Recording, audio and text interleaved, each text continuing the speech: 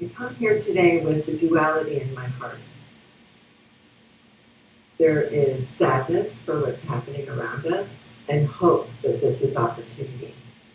So with that said, before I get started, I'd like to also invoke the four directions and the spirit guides to make sure that we are all protected, those that are listening after on the replay, all of those that are here today, and may the energies and the vibrations go out into the world in the highest good for all to hear and receive. So I invoke the spirit guides of the North to keep our awareness, our consciousness always in love. I invoke the spirit guides of the South to keep us grounded and solid, connected to Mother Earth. I invoke the spirit guides of the West to keep our heart always open to the beloved, and the spirit guides of the East to keep our mind sharp and clear, bringing all forward into the middle of that medicine wheel where the Creator abides and spreads out all of those directions to keep us safe, protected, alert, alive, and in love, in safety, in unity, in oneness. Amen. May each and every one of us receive any teachings that come and all teachings that come in the way we need to receive them, in the way they will transform and heal something within us. May that transformation stay permanent and only in the highest good, always in the highest. Welcome. Where do we start? I know a couple weeks ago when the title came through as Imagine, I think it may have meant something else, but things have changed so rapidly. This entire time since COVID, which has been so unbelievable, it's been stated by the mystics for thousands and thousands of years that there will come a time, right about now, 2020, where human consciousness will be challenged, where human consciousness will be pressured in such a way that we will choose. There will be no middle for a while. We either choose light and consciousness or we choose dark. And that choice isn't always conscious, you know. It's karmic, it's ancestral, it's reactive. But regardless, we were all put in isolation. Mother Earth had a chance to heal. Birds were coming out in ways, new ones, all kinds of beautiful things, but at the same time, there was an incredible amount of pressure, spiritual, astrological pressure, to dig deep inside each and every one of us. Any of those things that have been embedded, buried, didn't have the opportunity to surface. And you see it come out in so many ways. But I've been seeing it unbelievably, not only in myself and my close circle, but also all of those people that I work with. Old traumas on the surface being reflected back in this mirror in all ways. And I keep saying it's opportunity, it's painful, it's opportunity. It's this opportunity to look at that and really, really say, what is it? Because we've been pressured and the universe is designed to give us this, that's what's been happening. There is no way that this has been easy, although for some there's been much needed rest in being isolated. But then what happened? All of a sudden the violence just erupted. It felt like almost out of nowhere, although we understand the catalyst. And this is, believe me, not a political talk, but this is the example of what we're talking about. There was this quiet, staying in, things surfacing, people having opportunities to find creation, creativity, new ways to be with family. At the same time, there are those families that weren't safe in the first place, that were less safe than they'd ever been before. You know, liquor sales were up 55%. There was nowhere for some people to turn. Other people were thriving. All of this was happening at such a huge scale. And look at the timing, right as the opening and people starting to step back out, what happens? Bam! That's not an accident, it never is. The beloved's hand is in we are in our mind and when we are reacting from unconscious thought and traumas, we miss it. Because the sages will say, when you're in your mind, you're in your mind. Our mind is designed for conflict. It tries to organize and put things into categories so we can make meaning and rationalize and help us evolve and move forward. Our mind is a beautiful, beautiful. When it is off balance from heart, it will not make right choice. It cannot make right choice because it is wired for conflict. Do I want vanilla ice cream? Do I want chocolate ice cream? Just the simplest things. Ooh, but I love vanilla, it's so sweet. Oh, but think about how we can stand in an ice cream shop and go through this internal conflict because it is wired to try to manage all of this data.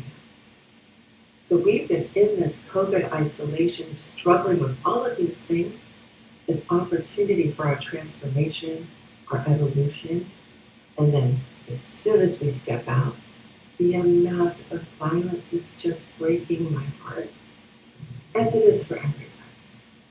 I saw, my second home is Manhattan. I've not been since March. And I saw a video the other day where somebody had taken from their car what the news doesn't show. I don't know about you guys, but there's something about the romance of Fifth Avenue, whether we've ever been or not, the romance of Broadway. Like there's something about this country holding Broadway and holding Fifth Avenue, whether or not we can ever afford to step into Chanel or Cartier or Bergdorf's or Tiffany's. There's something about that being a part of us that just brings something beautiful. Don't you feel? Every single one of those stores were looted. They were emptied out. They're boarded up for miles. And it's like those really bad B movies, sci-fi movies, That's what it looked like. And the violence and the killing of all that. And I have to sit back and like, God, what does this mean? Because it hurts us all. And I keep hearing the same answer. Opportunity, opportunity, opportunity. We humans, we biological organisms, we don't grow unless we're challenged. We kind of like to just do what we always do. And somebody says, hey, it's been 12 years. And I'm like, wow, really? So we have to be challenged as an organism, as biology. Mother Earth, the creator, all of this has purpose. This is opportunity, and at the same time, what can we do? What can we do, those of us in a community, well, that we're here, anybody that's been called to be here today? The question is, what can we do? There's only one answer. There's always one answer. And the answer is engage the heart and the mind. Because the heart is where God lives. Because we are one with God. The flame of creation, whether we say God, Jesus, Buddha, Creator, Universe, Cosmos, the language doesn't matter. That only matters for our heart resonance. Because all of these are doors to one place. And that place is oneness. How do we find that? What does that even mean? So I read a Sufi quote not too long ago that just keeps playing in my mind. And the quote was, God says, I am so omnipotent, omniscient, all-knowing in all ways. I am so big, I cannot fit into the sky. I cannot fit into the earth. I cannot fit into the galaxies. I fit into the desires of those who love me. Isn't that just incredible? So it flashed for me when I read that, Sai Baba saying, doesn't matter the ritual, doesn't matter who you call on, keep God in your heart, and God will always answer. And when you start looking, because, my curious mind starts looking, every single enlightened being has said that. Within cultural, historical context, within Christianity or Islam or Judaism or Hinduism. But it doesn't matter, it's all there. You know, like what does Gandhi say? All paths take us to the same place. But that can only happen when we keep that frame in our heart. So, as we take a moment to really absorb that, what does that mean? It doesn't mean we negate the mind, although it can really make us spin. Should I do this? Should I do that? Oh my God, okay. What we want to do is remember that when the mind is engaged with love, anything's possible. You may remember years ago the Maharishi, the father of transcendental meditation of TM. Brilliant, because he was able to quantify statistically with research meditation was such a gift. But he took hundreds of people to Washington, D.C. when D.C. was in a similar place, riots and murder and theft, and it was really an intense time. I can't remember, he took hundreds of people, they all went to the outskirts of D.C., they were all given the same mantra, they'd all been trained in a specific technique. And for hours, with their hearts engaged, with the intention of lowering violence and increasing love, they chanted the mantra. Crime dropped 17% and it stayed down. You know that an ant that's filled with the beloved in his entire being can knock over an elephant just by pulling on his ear? That's who we are, but we forget. Because our mind is so well trained, and we have wounds and traumas and patterns all locked in from our ancestry that's unfinished.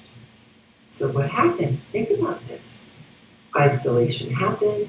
The stars and the astrology and the universe lined up to pressure our being to bring forward all of this stuff. And then it slammed us with the violence. You see how this is playing out? So what can we do? We can do what they did with transcendental meditation. We can remember that those that we're being outraged at are equally loved by the divine. No one's more loved. They are all reflections of us, and we are all reflections of them. Even using the word them is a separation. Because the mind can only separate. The heart can only unite. Our job in our evolution is the union of mind and heart. Well, how do we do that? So let's just take a moment, if you will. Close your eyes. And think of all the things you have to do that you're struggling with. It shouldn't be hard. Like, as soon as I get off this, I'm going to do this, and then tomorrow I have to do this. Think about that. Now, pay attention to the amount of energy your brain is using in all of that. Now notice how your heart had to close in order to go to that space. Feel that. That's mostly how we live all the time. Does that feel familiar? Okay. So let's now change it. Think of something or someone that you love. Child, an animal, a pet, a face. The creator. Now it's a thought. What happens to your heart? Did it breathe differently? I felt the heart breathe differently. Now it's yes. So that is the goal. Because the moment we brought love, we awaken that huge God that lives in the desires of our heart. Every single religion, indigenous from the beginning of time, every spiritual and philosophical process will bring us to one place, a mantra. Your mantra can be God, it can be Jesus, it can be Om, it can be Shanti, it can be Shri Prasad, it can be anything, as long as the mantra is about love.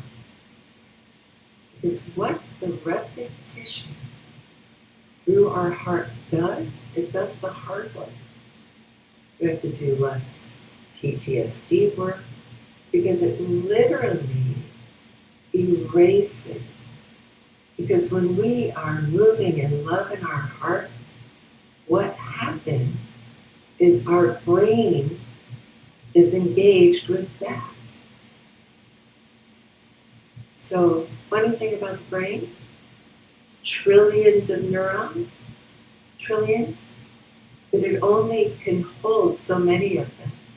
So the more amplitude, the more attention we put onto a certain thought, the more that steals from compassion and love and empathy and stays in that thought. So the neuronal factors, growth factors that hold that together, they are taken from somewhere else and brought to the thoughts that have the most potency. Isn't that an interesting thing to know? It's important to know. One of the reasons why speaking something that awakens love in our heart changes our brain. Because now our brain is vibrating to a sound that moves a certain part of our brain. Because you know sound how it vibrates, right? Sound vibrates, whether we're whispering it silently or bursting it out in song, it vibrates. A little more brain moment. The cerebellum, the back of the head, it holds 50% of the neurons. And guess where compassion and empathy live? Back here. And we're giving all the energy here and here, old traumas, because we're in repeat, not because we're doing it on purpose. We've been somehow wired to be reminded of who we are. And who we are is love. And love is unity. And love means we are all one. Oneness. The mind automatically is separation for category. The heart is union. The neurons that live for union are back here, where 50% of them actually live. So our job is to take the spin and put it back here. But it's always been the same answer. Awaken the heart. Doesn't mean we don't have anger, doesn't mean we don't have rage, it doesn't mean that we don't get hurt feelings.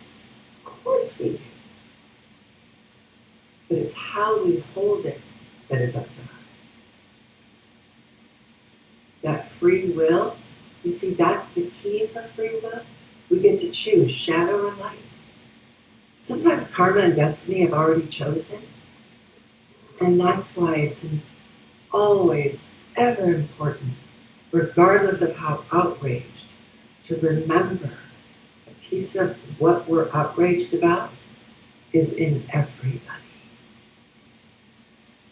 And with our free will, we can choose to take and erase some of the spin and the anger and the hurt and the judgment, put it back here. And back here and here can live as one. Creation comes from love. The greatest scientists, Tesla, Einstein, what you rarely read about them is their constant mention of science is limited without spirituality. Science is limited without imagination. Back to the topic today. You see, if we can't imagine, we can't create. If we can't imagine, we can't move forward. Because imagination is inspiration. And inspiration comes from within and up. It doesn't come from the outside in. So what is inspiration? It's the voice of our higher self. All creation comes from within. All creation comes from love. So when you read these things of Tesla and Einstein, and they're portrayed so scientific, and they are, what they're really saying is none of that means anything, because what I did is I got quiet and I fell in love with what I was thinking about. And because I was in love with it and couldn't stop thinking about it, when I thought about it, it made me so excited. Creation happened.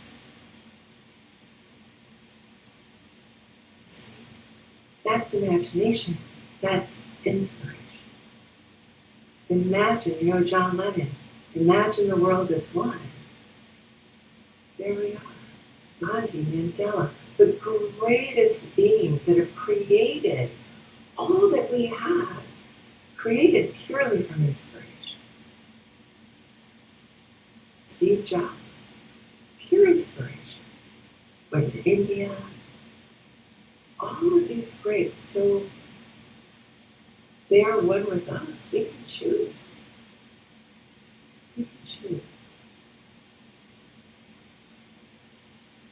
So Saraswati is saying if we could all close our eyes for a moment. She's saying enough blah blah. So I'll close our eyes. I'm going to ask you, but actually, sorry, keep your eyes open and watch me for a moment, then we'll all close our eyes. So those of you that remember Wayne Dyer know that my teacher gave Wayne Dyer the Ah-Om meditation for manifestation. We now know that the sound Ah awakens every part of the brain in a way that nothing else can. Just a quick reminder, the sound Ah is in every creation sound.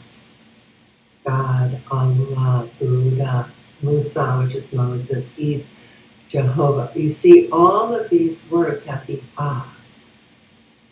Creation of a child comes with Ah. The exhale is an Ah.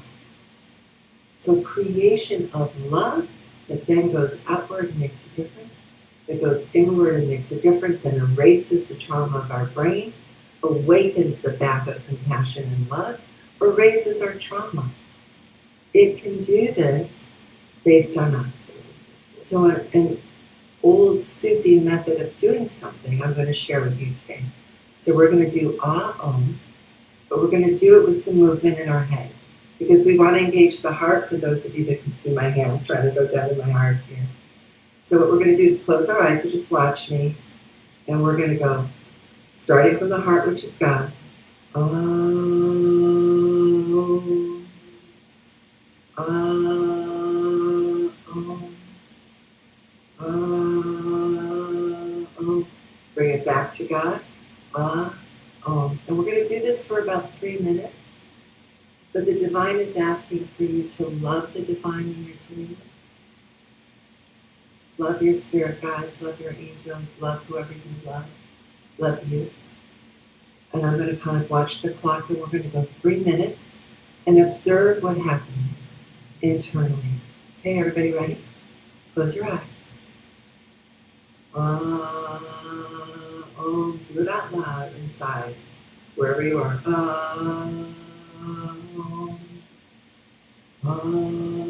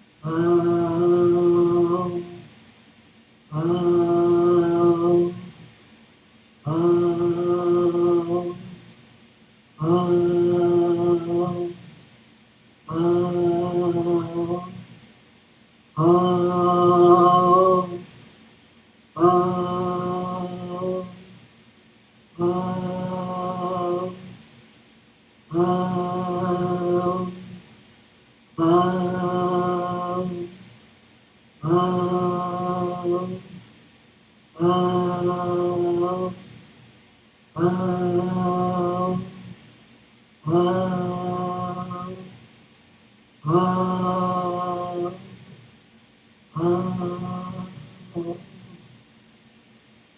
Now get your breath and just feel the vibration in your being. Feel energy in your heart. You just gave a love song to you and your creator. And in that love song, you put dominance and prominence to love and oneness. And in that space, like the exercise of the Maharishi, that will vibrate outward. When we can know that we're outraged, know that we're hurt, know that we're saddened, and then we sing from love. You can do that anywhere, anytime, quietly in your heart. Obviously, you can always do this, but when you can, you're actually creating an energetic and myofascial and structural movement in your brain that awakens the third eye, awakens the cerebellum, and unites it from the heart. We have the power within us.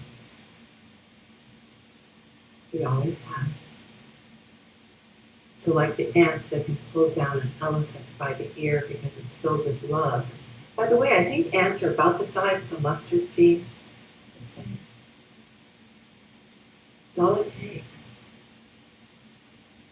And if we look around at all that's been created, even Las Vegas, like how insane is somebody created Las Vegas? Like, it's insane to me. It's so cool. Not that I want to spend my time there always, but it's incredible. When we can focus on, we live in this incredible time because people were in imagination. They were in inspiration. So no talk comes without a moral, otherwise it's just love. So the moral today is know that imagination is inspiration. Inspiration is love. It comes from within. And love creates the world of oneness. I thank you so much for your time. It's been an honor today. Shanti.